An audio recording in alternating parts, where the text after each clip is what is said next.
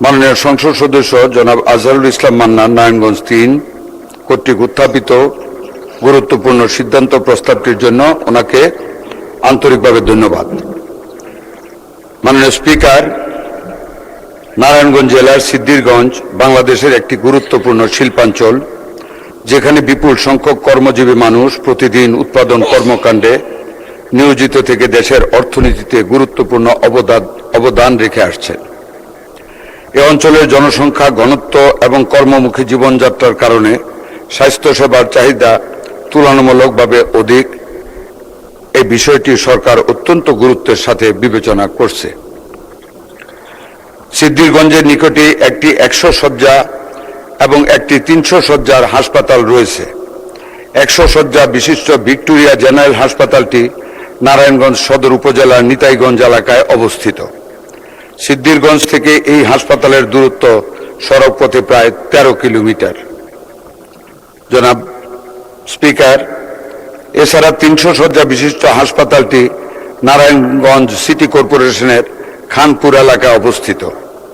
নারায়ণগঞ্জের সিদ্ধিরগঞ্জ থেকে খানপুরের এই হাসপাতালের দূরত্ব সড়কপথে প্রায় 10 কিলোমিটার। বর্তমানে 300 শয্যা বিশিষ্ট জেনারেল হাসপাতালটিকে 500 শয্যায় রূপান্তরের ভৌত অবকাঠামোগত কাজ প্রায় শেষ পর্যায়ে। সবার জন্য স্বাস্থ্যনীতির আলোকে বর্তমান সরকারের লক্ষ্য হল সার্বজনীন স্বাস্থ্য সুরক্ষা নিশ্চিত করা এবং প্রত্যেক নাগরিককে মর্যাদা ও সম্মানের সাথে স্বাস্থ্যসেবা প্রদান করা। জনাব স্পিকার স্যার, এ প্রসঙ্গে আমি একটু ইতিহাস থেকে উল্লেখ করতে চাই। সম্রাট বাবর যখন ভারত শাসন করতেন, ওনার জনকল্যাণমুখী মানবপ্রেমী শাসন ব্যবস্থাকে চিরস্মরণীয় করার লক্ষ্যে কবি কালিদাস রায় বাবরের মহত্ব নামে একটি কবিতা লিখেছিলেন। এই কবিতাটির শেষ অংশ ছিল, হিন্দুর হৃদি জিনিবার লাগি করিতেছি সুশাসন দরিয়া ছদ্মবেশ। সম্রাট বাবর সকল মানব গোষ্ঠীর জন্যই দরদ দিয়ে কাজ করেছেন, তবু তার ভিতরে ব্যতিক্রম ধর্মীভাবে হিন্দুদের জন্য বিশেষভাবে উনি কাজ করতেন এবং হিন্দুদের হৃদয় জয় করার জন্য বিশেষ বিশেষ কার্যক্রম গ্রহণ করতেন।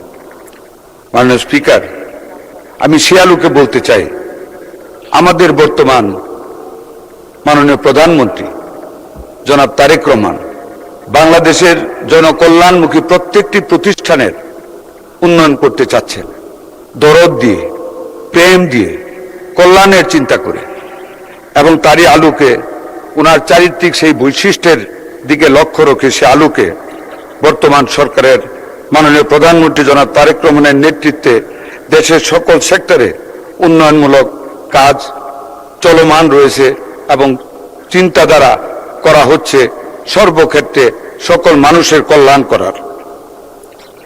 শিল্পাঞ্চল ও ঘনবসতিপূর্ণ এলাকাসমূহে স্বাস্থ্যসেবা জোরদার করার বিষয়টি নীতি নির্ধারণের গুরুত্বপূর্ণ অগ্রাধিকার হিসেবে বিবেচিত হচ্ছে।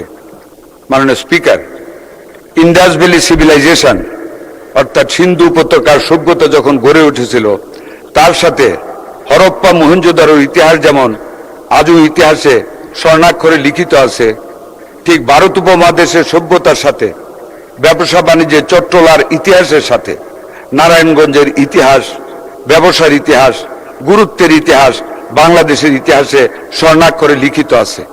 সেইটা আমাদের সরকার, আমাদের মাননীয় প্রধানমন্ত্রী অক্ষরে অক্ষরে পালন করছেন, করবেন, চিন্তা করতেছেন। মাননীয় স্পিকার, সিদ্ধিরগঞ্জ এ থেকে ব্যতিক্রম নয়। সভ্যতার বৃদ্ধিজনিত কারণে আজকে নারায়ণগঞ্জ এবং সিদ্ধিরগঞ্জ এক হয়ে গিয়েছে। এককালের প্রাচ্যের ডান্ডি নামে পরিচিত নারায়ণগঞ্জের সাথে আজকে সিদ্ধিরগঞ্জের ইতিহাস অত্যন্ত গুরুত্বের সাথে জড়িত রয়েছে। সেই লক্ষ্যকে সামনে রেখে আমরা কোনোভাবে আমাদের মাননীয় সংসদ সদস্যের প্রস্তাবটিকে অবহেলার চোখে দেখতে পারি না। 300 শয্যার নতুন যে হাসপাতালটি নির্মিত হচ্ছে, মাননীয় স্পিকার, এটার কার্যক্রম শুরু হলে বিছানা এবং রোগীর সংখ্যানুপাতে এটার রোগীর পরিমাণ দেখে যদি প্রয়োজন মনে করি বা সরকার যদি প্রয়োজন মনে করে, আমাদের মাননীয় প্রধানমন্ত্রীর সাথে আলোচনা ক্রমে মাননীয় সংসদ সদস্যের 200 শয্যার নতুন হাসপাতালটি প্রতিষ্ঠা করার কথা বিবেচনা করা হবে বা হতে পারে। আমি অনুরোধ করব মাননীয় সংসদ সদস্যকে আমাদের সাথে যোগাযোগ রাখতে। ইনশাআল্লাহ যদি প্রয়োজন পড়ে আমাদের মাননীয় প্রধানমন্ত্রীর স্বাস্থ্য সবার জন্য সুরক্ষিত করার যে প্রতিশ্রুতি, তার আলোকে আমরা এটাও বিবেচনা করার জন্য সচেষ্ট থাকব। আমার এই আশ্বাসের প্রেক্ষিতে আমি মাননীয় সংসদ সদস্যকে বিনয়ের সাথে অনুরোধ করব উনি ওনার প্রস্তাবটি যেন আজকে প্রত্যাহার করে নেন। আপনাকে অনেক অনেক ধন্যবাদ মাননীয় স্পিকার। ধন্যবাদ মাননীয় মন্ত্রী। আমি জানি না আপনি ইতিহাসের ছাত্র কিনা, বাট ঐতিহাসিক রেফারেন্স অনেকগুলো টেনেছেন, হরপ্পা মহেঞ্জোদারো সহ। অসংখ্য ধন্যবাদ।